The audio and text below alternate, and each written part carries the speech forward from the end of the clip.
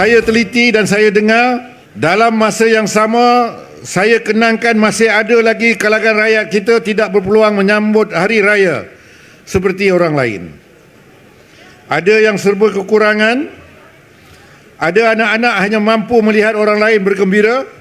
Sebab itu saya katakan kepada pegawai-pegawai saya, kita teruskan, kita buatkan, kerana bagi saya majlis seperti ini bukan sekadar makan-makan, tetapi tentang rakyat, tentang kebersamaan, tentang memastikan hubungan di antara pemimpin dan masyarakat sentiasa dekat, dan inilah roh melaka sayang rakyat yang sebenarnya.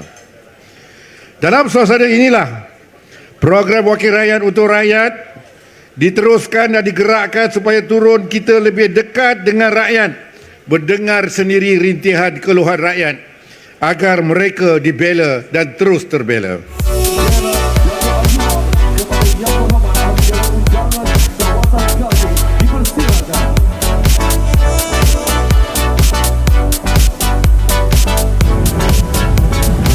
Kita mulakan WRUR Dun Gadik dan juga selepas ini kita ada lebih kurang 82 perancangan telah dirancangkan, tapi ada kemasukan last minute saya rasa akan mencecah 100 program di seluruh Dun Gadik.